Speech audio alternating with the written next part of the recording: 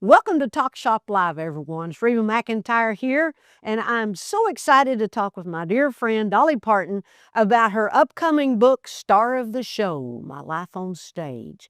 You can buy the book right now. Just press the shop button on Talk Shop Live or comment the word shop on Facebook or Instagram. And as a special treat, randomly selected copies will be signed by Dolly when you order on Talk Shop Live. And now it's time to say hi to the one, the only, Dolly Parton. Well, hello, you. Hey, I Dolly, thought how you you was doing? the number one. We just kind of go back and forth on that through the years, don't we? We've been at it a while. Thank you for helping me out here selling my new book. Well, Dolly, we're all together selling your gorgeous book. Oh my gosh, it's a gorgeous celebration of your career as a performer. And I enjoyed reading the personal stories, loved those, and seeing those 350 full color photographs. How long did it take you to narrow down what photos to include in your book? Oh my goodness, I tell you, I'm sure, going back through old pictures and having all kinds of fans send in more pictures. We spent hours and hours and days and weeks, even months, going through pictures alone. But then every time we saw old pictures, then it would bring up some new things for us to talk about in the book. So they worked really hand in hand together because they spurred a lot of memories. And I know you know, above most people, what it's like living on the road and being on stage. Oh, yeah, that's so right. There are so many pictures of your wonderful dresses and costumes from over the years. Your dress of many colors, working with Emmylou Harris, Linda Ronstadt, Carol Burnett. Do you have a favorite top 3 outfits? Well, I don't know that I have a top 3. You know yourself when you do like special occasions, whether it be like, the CMAs or special things, you have certain ones you think you look best in or you like them for those reasons. But the dress that stands out in my mind is the dress, a white dress that I wore back during many years ago when I did the CMAs, when I did the song He's Alive. That song was so powerful, and when I did it that night with the Christ Church Choir, and I just remember when the choir came in and I raised my arms in that one particular dress, it almost like had wings on it, and I just felt like I had been lifted up in spirit. And every time I see that dress in the museum, every time I see a picture of it, I just kind of just relive that moment. So that's the one that stands out the most in my mind through the years and in performing. But they all are special. I love dressing like you. I love all the great costumes we get to wear through the years. I do too. I love it. I remember the outfit you're talking about. You did look like an angel walking out, and then the choir. If everybody didn't start believing after that song, don't know what we can do with them. Well, that's true. But that was just a special time and a special moment. And I'm sure you have favorite dresses and things that bring back a lot of memories. But they're all special as our memories are. Yeah. Yeah. Well, in the introduction of your book, you talk about the sacrifices you made for your career. Now, we've talked about this before, looking back. Was there ever a teeny little bitty moment you seriously thought about slowing down or walking away from the business? Well, actually, there are times, as we all know, that you go through heartaches, loss, and family deaths, or you get to feeling a little bit guilty that you're spending so much time on the road, like the song Sacrifice, when it's talk about I've sacrificed time with family and friends and gave up vacations for work without end, 24/7, 365. But I was willing to make that sacrifice, and sometimes you wonder if it's worth it. But then when you add it all up and you look back after all these years that I've been on the road, I think, well, it must be what I was called to do. So I have to think that it was worth the sacrifice. Totally. I'll never forget, we were playing this little outdoor function early on, and I was complaining about something, and my cousin Paula said, well, if you don't like it, why don't you just quit? And I said, are you on crack? I don't want to quit. I just want to bitch about it for a little bit. Well, yeah, and I was over it. That's right. We have to vent. There's times you just have to get on with it. But of course, I don't think we'd ever trade it for anything. Even the hard times, the good times. Just like I wrote a song once called "Even," like in the good old days when times were bad. But then there's another great old country song called, like "Even the Good Times Were Bad." So I think that's so in show business too. Heck yeah. When you stepped onto the Grand Ole Opry stage for the first time, you said you almost froze. What was running through your mind on that split second? Well, I'm sure you had the same feeling when you was on the Grand Ole Opry. You just feel that was when I was real young, but I was thinking, here I am at the Grand Ole Opry. I was surprised that I was even there, and thinking that all those big stars were out there, and that all these people that had gone on before were on that stage. So I was just nervous. I was just scared. I just thought, well, what am I doing, at here right now at this point in time? So I just wasn't, I think it was just one of those moments.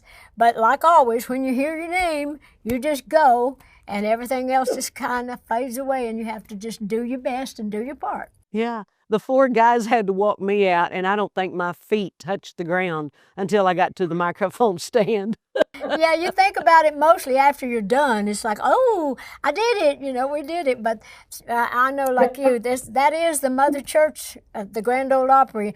It's like that's just sacred ground. And I think that was also what I was feeling, that I was on the Grand Ole Opry. I'm the Grand Ole Opry. So that was a special moment in my life. And I know it was for you. That's kind of where I kind of met you for the first time, when you were going on the Grand Ole Opry. It was. It was. The very first time I saw you, I was supposed to go in and sing 2 songs, and they said you were coming in the parking lot, and they're going to give one of my songs to you. And I said, oh, you can give them both to her. Can I just meet her? Because you were, Well, oh my gosh, no, you have no idea how special. That was You have generous. always been so special to me. Always. Always so special. Well, same to you. I think it's great. People always ask me who my best acquaintance and best friend is in the business. I said, well, I don't really have time to hang out with anybody, but I think of Reba, as just one of those people that I just feel very close to. We just seem to do a lot of similar things, and I just always relate to everything you're doing. I love your show, and I love you on The Voice. I just love everything you do. Thank you. I think our beliefs and everything that we stand for are so similar, too. That's another thing that bonds us together. That's true. I agree with that. I love that. We're going to pause and take some fan questions, and a reminder to everyone, you can buy Dolly's book right now. Just press the shop button or comment on the word shop on social media. Randomly selected books will be signed by Dolly. All right, Dolly. Sophia says, after sharing these personal stories, do you feel lighter, like you've put certain memories to rest, or do you feel more vulnerable? A little bit of both, I think. I think when you do share all your memories, you kind of feel relieved a little bit, and you let people know a little more about you. But then you gotta always find that happy medium, what to keep to yourself and what to tell everybody. Totally agree. All right, Diana wanted to know, what's one behind-the-scenes truth you wish every aspiring musician knew? That you are going to have to work your butt off, because it does not come without sacrifice, that's for sure. Yeah, I always tell people, be specific when you're praying. Well, yeah, be careful what you wish for and be specific. That's good. Okay, so Mallory asked, is there one chapter of your career you'd most like to relive exactly as it happened? Well, actually, I think that every decade, has its own special moments, its own special times. I just remember I was probably in my mid-30s. All my bills were paid, and I was doing well. My career was good, and I remember thinking that year, I'm 35 years old, and this is a good time in my life, and I'm going to always mentally think that I'm 35 years old. So I've kind of had, when I think about, everything was good, and everything had just reached a wonderful place. So even in my mind now, even as old as I am, I try to think back and think how I felt and how I said, well, at least keep a good youthful mind and keep a good thought in mind, and remember the good times, even when the times are harder for you in the business, as they do, and especially as you get older. But I think my 30s was probably the best time well, it's all been great, but I just remember thinking that was, at that time, the high point in my life. Perfect. Okay, so you write about taking, I remember him saying this all the time, pretty little Miss Norma Jean. You took her place on the Porter Wagner show, and how that came with booze at first. How did you find the confidence to win those audiences over, to overcome that? Well, I know myself, I was sad to see Norma Jean leave the Porter Wagoner show because I always liked her, and we stayed friends through the years, even now. But I think at that time, it's always a bit embarrassing. I think it kind of hurt your feelings, but I think I even understood it at the time because they had only seen Norma Jean on Porter's show, and I was different. Here I come with all this hair and my boobs sticking out and all that. We have one of the lines in my new play where it says, where Don Warden, when they were booing me on the show, and he said, "You'll win them over with your spunk and moxie." And I said, "Well, but Norma Jean wore looser clothes because you couldn't see her spunk and moxie." So I thought it's because I was different, I think, also, and my voice was different. So it just takes a while to find your own spot. But when you're replacing somebody, that's always hard. And I loved it the way you said, "I'm going to win them over. I'm going to do it. I can do it." And that's that Dolly Parton confidence and drive and determination that we all love so much about you. Well, thanks. I don't know who else to be but me, and I believe in what I have, the talent that God gave me, and I often say that I can't tell anybody else how to live their life or what to do in show business, but I'm a very professional Dolly Parton, just like you're a very professional Reba McEntire. We got it. We know who we are. We know what we have to do. And we have to do it the way that we understand it. And so that's kind of how I've lived my whole life, just trying to just be the best me I can be. Love it. Love it. That's a good lesson for everybody. Your sense of humor is a big part of your public persona. Was that always a conscious choice, or did it just develop naturally over time? Were you always that way? Well, I've always been a funny rascal, but I get that naturally from both sides of my family. My daddy's people are absolutely hilarious, and my mom's people are hilarious. Different, but fun, and I think that's so true with just poor people in general, country people, and a lot of people that have hard times. I think you have to find the humor in all the hard times you have to go through, and I think it's a kind of a form of entertainment. But then I learned early on that I was better off. I could relieve my own fear or tension or anxiety or anything by being funny. And I learned early on that was something I did have that I could use however I needed to, because I'm quick, and it's like I just naturally, I just think funny, and so that's worked well for me. So in the book, you mentioned sleeping in cars in Nashville when you couldn't afford a hotel. How did those nights shape your resilience? Well, I traveled a lot with my Uncle Bill. We used to drive back and forth in an old beat-up car, back and forth to Nashville from Knoxville to Nashville, which is, at that time, because it was the back roads, was about a 4 or 5 hour drive. And we would sleep. My bedroom was the back seat, and his was the front seat.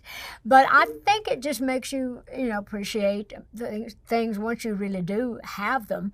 But it wasn't something we thought that much about at the time. We just we'd pack our lunch, we'd do whatever. I used to make, I'd paint my face in the, outside in the mirror, on the side mirrors, and I would, do whatever I had to do. And we'd, like Loretta and all the other girl singers at that time, we'd have to wash up in filling stations, gas stations, and do whatever. But I think it gives you memories, it gives you things to talk about. My early years have been like fun and kind of help have a good story to tell, now to have what your past really is. But I think those moments just make you more grateful when you do have things. Boy, isn't that the truth? Wow. And looking back, everybody else will go, "You did that?" And you go, "Yeah." And I enjoyed it because now I'm appreciative, more thankful and grateful for now. But boy, never take anything for those learning steps that we did get to take. There's a line in my song of "In the Good Old Days When Times Were Bad." It says, "No amount of money could buy from me the memories that I have of then, but no amount of money could pay me to go back and live through it again." Thank goodness we don't have to, but I'm so glad, Amen. that we have a past anyway. Yeah, Very true. All right, tell us about that night you performed at Bottom Line in Greenwich Village and all of the big celebrities who were there, Mick Jagger, Olivia Newton-John, Lily Tomlin, our buddy, Andy Warhol, John Belushi, and so many more. What did that night do for your career, for your confidence? Well, that's always a big boost to have people like that show up. I'm sure Sandy Gallen, my manager at the time, knew a lot of those people. So I'm not sure how many of them showed up because it was a big party or to see me or whatever. But seeing all those famous people there and then me having to perform for them, but they were very responsive. And I don't, like I say, you'll never even know at a time like that if you were that good, if they were just being nice. But it was really I think it did boost my confidence a great deal to think that people outside the country field, people in different fields of music and or in show business, that were there to see me. So I felt like I better put on the best show I could, although I try to do that every night with my fans. But I think I was a little nervous at that, trying to perform to people like that, a little more so than I am with my regular audience that I know to come and pay to see me. But it was a big night. It was a big deal. And now I've got pictures with all those people, and I'm really proud of those, that I can use those in my books. There you go. What is it about New York City you like so much? I think the same thing everybody loves about New York City. It's alive, and it's open 24/7, 365. And it's like there's just an energy there that I think that everybody responds to. It's the show business, and that's the one place that, and I'm sure you've experienced this too, and it amazes me, that you can actually walk down the street and people just are so used to show people, or they're just a different kind of people. They don't stop you so much. They'll just wave and say, well, hey, and it's not like where you have to just stop and, do whatever, stop whatever you're doing. But it's just, and they have the best food in the world, of course. And then they have all those great shows and all the great shops. So it's just really something to do. I couldn't live in a big city like that, but I do love going to New York. Ditto, same, I agree 100%. There's a real sweet photo of Carl joining Richard Dennison during the Kentucky State Fair as part of the backup singers on Higher and Higher. How did all that happen? Did he ever go on stage again? No, he never went on the stage again because I wasn't going to let him. He actually, that was so out of character for him. Of course, he knew Richard Dennison, my background singer, because Richard was married to my sister Rachel. At that time. And so Carl knew the background singers, but he'd come to Kentucky State Fair to see me because he loved the fair. He loved watching and looking at all the trucks and the tractors and the cows and the horses and the pigs. So he loved to come to when I would go to the fairs. So I didn't know he was going to do that. And when we started the song, I was opening with Higher and Higher, and that was a song Carl loved. And so when we started that opening song, well, I thought, why are the background singers sounding so off-key? It was just weird. And I looked back, and there was Carl. I didn't even know he was at the fair because he had just drove up on his own. And I thought, what is he doing there? And he just thought he could get lost in the sound of the background and just get up there. He just kind of walked up the back, and he was just going to do that and get off. But that was a funny, crazy night because I told the security, I leaned down and I said, that guy back there in that shirt, I said, with the singers, I said, I don't know who he is. Get him off stage. And so I was going to have the security hold him and to do whatever. And then Don Warden, my road manager at the time, well, he said, oh, that's Carl's husband. Don't take him. I was going to take him to jail or something. We'd go get him later, just try to get one on him too. But anyway, that was something we remembered, and that's the picture. They had taken that picture out for the newspaper, and it got in the Louisville paper the next day, so I wouldn't take nothing for that. But that was just a funny thing that happened, though. It was great. I love that. Okay, let's take some more fan questions, but first, got to remind you guys that you can buy Dolly's book right now. Just press the shop button or comment the word shop on social media. Randomly selected books will be signed by Dolly herself. All right, Dolly, Kayla says, you often joke about your biggest assets, but in your earlier years, did people comments, did their comments ever sting you, ever hurt your feelings? No, because I brought all that on myself. You know, it's like it's like when they talk about my biggest assets, I made them bigger than what they were. So I'm responsible for anything anybody ever says about me and my assets. I had nice assets all along, but like I say, when those soldiers get droopy, I just stand them right back up.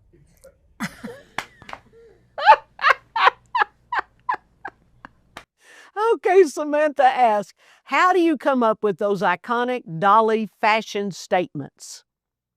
Well, I never think of myself as being fashionable. I am smart enough, just sort of like with social media. I don't do a lot of that myself, but I'm surrounded by great people. The same thing with my clothes. If I have anything like beautiful, I have Steve Summers and Robert and different designers through the years, Tony Chase, people that have kind of put me in wonderful things. If I'm really doing things that it really matters how you look, but I'm just comfortable wearing what I think I look good in. I still wear jeans or shirts or things that I've had for years. If I like it, I just wear it. And I think everybody should wear what they're comfortable in. So I don't know that I have the statement to say other than just be and do what you're comfortable doing and being. Amen. Because if you're comfortable, you can act better, you can sing better. You don't have to worry about your shoes or something fixing to unbutton or rip, which that's happened to all of us one time or another. But most of mine, I always bust out of mine anyway. I always say I buy clothes 2 sizes too small and then I have them taken in.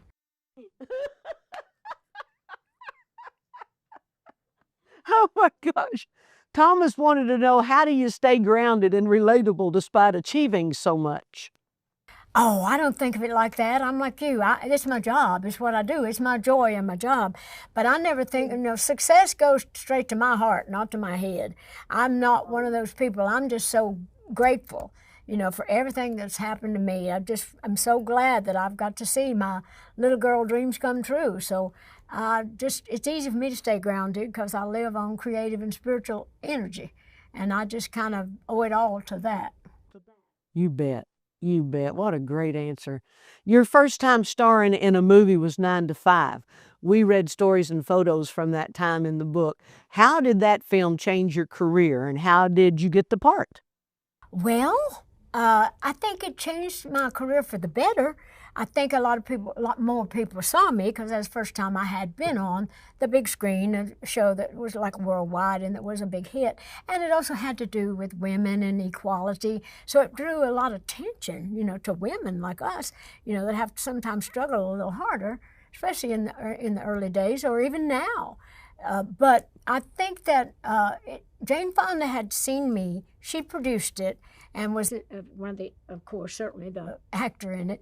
But she had seen me on TV, and she had been hearing that the girl singer Dolly, was doing really well, and she was one of the new and upcoming. And so she approached me because she said, well, her statement was, I think Dolly will get us the South. And I'd never done a movie before. And so I went to talk to Jane, and I told her, I said, well, I haven't really done any movies. I said, but if I am going to do 9 to 5, I want to be able to write and sing the theme song. And so she said, okay. And so I thought, well, I'd never seen a movie made, never been in one. And I told her that. And she said, well, you just do what you do, and I'll be here. And Dabney Coleman was really great, too, Mr. Hart. They were just really helpful to me to be supportive because I didn't know where to stand in the light and all the angles that you have to do. So they were very generous with all of that.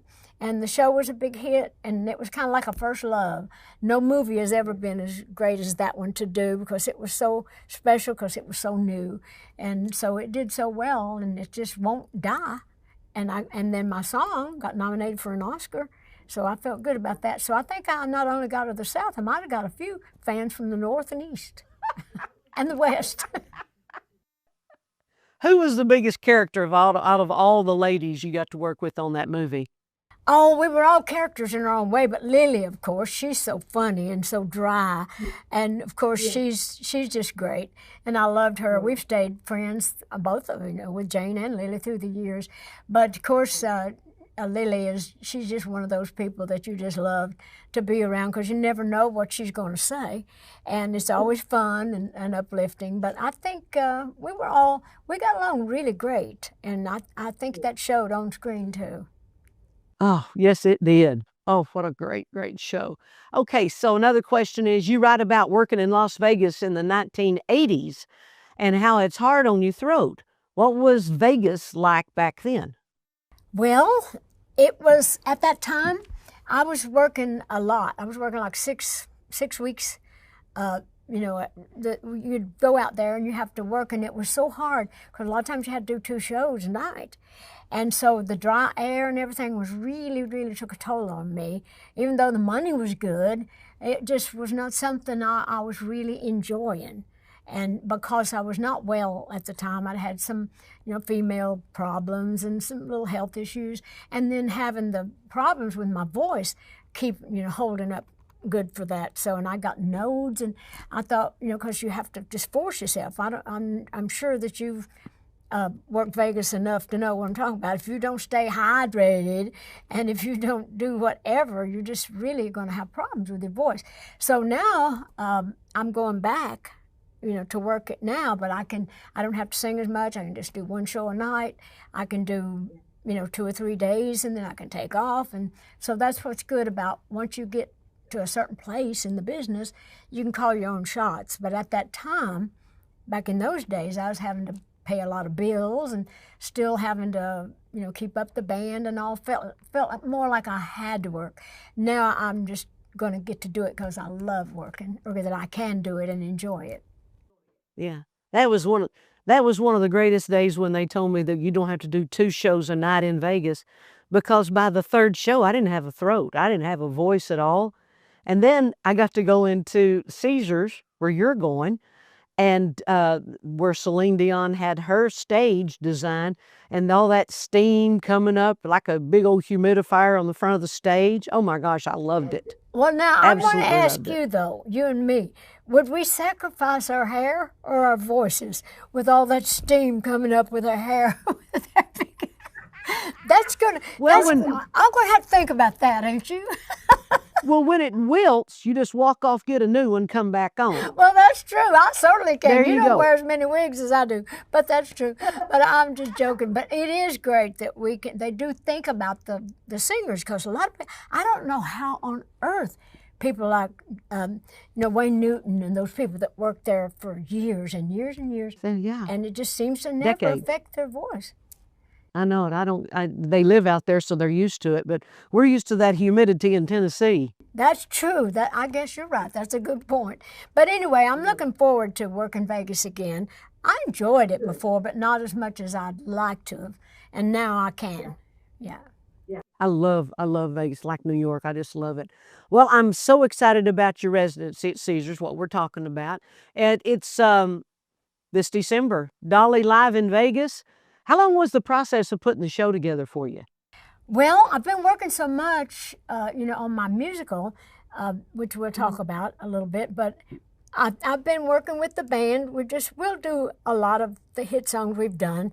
My show, you know me, I'm not one to have all the fire and I'll have a little bit of fire on the song World on Fire, but I don't have a lot of stuff. It's more about the singing and my communicating with the audience and all of that. So I pretty much know the songs and what new things we've added.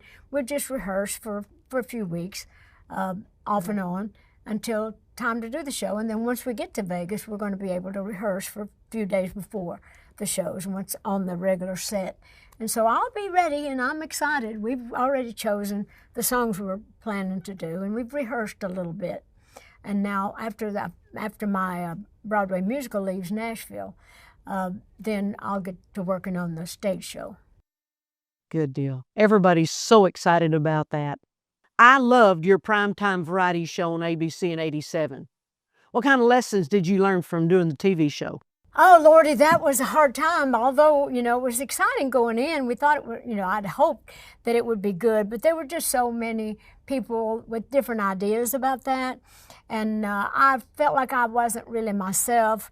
I couldn't really be trying to sing pop songs, and I wanted to be more of who I am and do it the way that I did, but I never was quite able. So I learned a whole lot about taking control of things from then on, that I wasn't going to be influenced by that many other people just because everybody was so excited. Variety television had died away at that time, and so many people in Los Angeles or Hollywood, they longed to have it back, the people that had worked in that, for years. And so they all had different ideas, and I had different ideas, but I just learned a lot to just, I'm my best when I'm just me. And I don't have to have a lot of other things and try to do things that I'm uncomfortable with, because that shows on me. If I'm a fish out of water, you see it. And nobody likes that. I am my best when I can just be exactly who I am, and I wasn't able to do that. So it was a lesson learned, and I don't regret ever doing anything that I do, but I did learn after that about I'll never let anybody else control the situation. Out of all the genres of the entertainment business you've done, what's your favorite? Well, I like it all. I like being able to do things. I loved it when I got to do the rock album.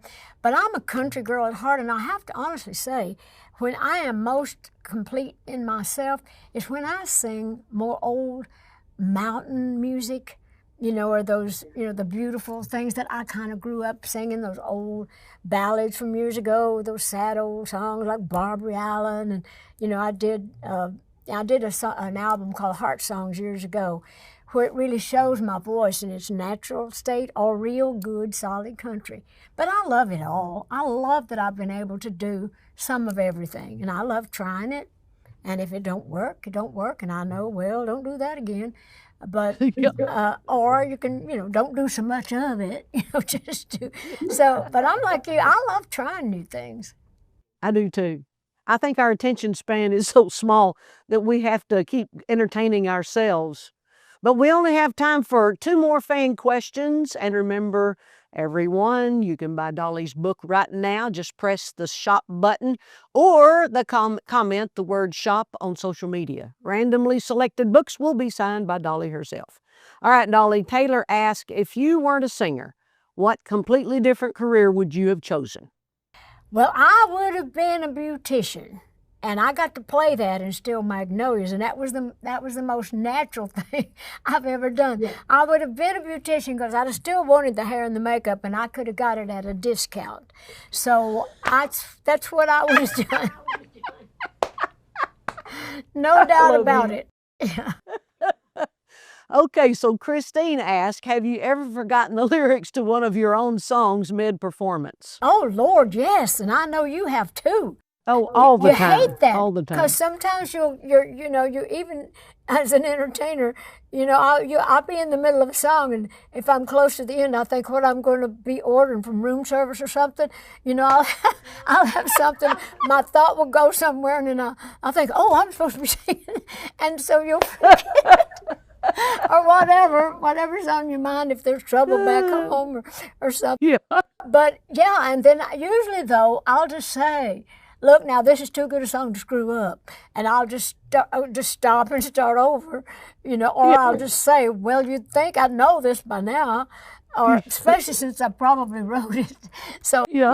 The audience, they're with us. They understand. Oh yeah. But yes, and they love it when we do that. I hate it when it happens, but it does happen. Oh, it does happen, and sometimes I'll just point the microphone to them and say, you probably know it better than I do. Well, that's good. I'll have to remember that one. Dolly, before we go, and since we have been answering the fans, I read that special note you wrote to your fans at the end of the book. What else do you want to say to the fans tonight? Just a big old thank you, just a bigger one than I said in the book. I'm always so grateful like you are, and I think that's one of the reasons we're still here, because we do love the fans. We do know who's putting the food on our table, and the clothes on our backs. It's the fans out there, and they're the ones buying the records, and they're the ones buying the tickets to the shows, and so we owe a lot to them. And so I just want to say thank you, and I'm looking forward to seeing you some more for the rest of my life. You've been good to me this far. And they will continue, as we all will. Oh my gosh. Dolly, thank you so much, and everyone for being here on Talk Shop Live.